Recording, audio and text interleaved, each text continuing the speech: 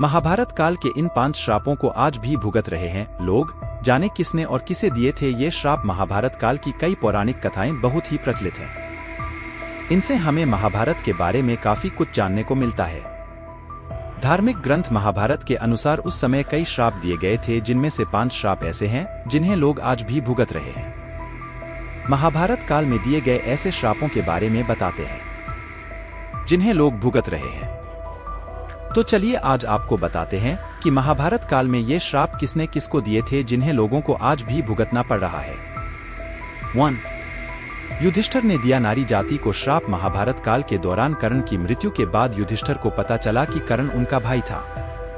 यह बात उनकी मां से छुपा कर रखी, जिसके बाद पांडवों को बहुत दुख हुआ और उन्होंने कर्ण का अंतिम संस्कार किया। तभी युधिष्ठिर ने नारी जाति को श्राप दिया था कि कोई भी नारी किसी बात या रहस्य को गोपनीय नहीं रख पाएगी। यह श्राप अभी भी स्त्रियां भुगत रही है। 2. श्री कृष्ण का अश्वत्थामा को श्राप। महाभारत काल में अश्वत्थामा ने धोखे से पांडव पुत्रों को मार दिया था, जिसके बाद भगवान श्री कृष्ण ने अश्वत्थामा का पीछा किया। वह महर्षि वेदव्यास के आश्रम जा पहुंचे।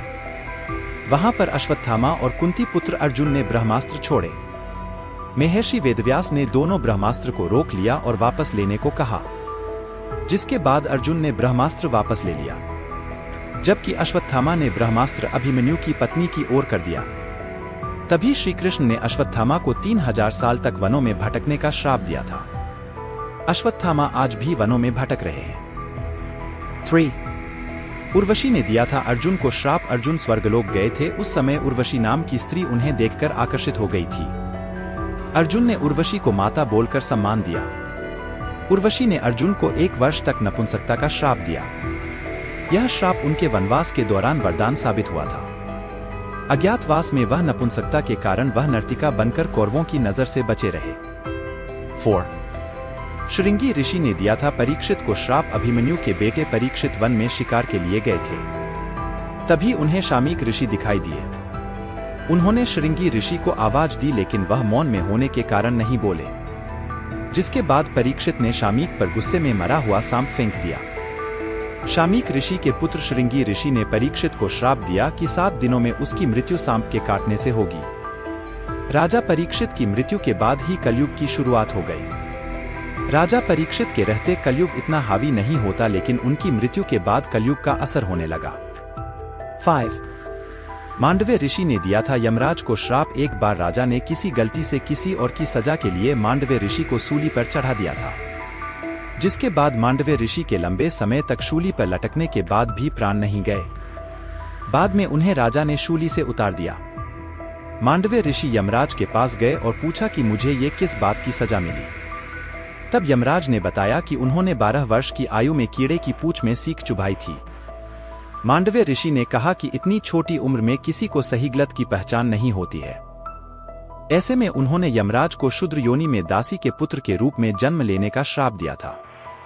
यमराज ने विदुर के रूप में जन्म लिया था। 6.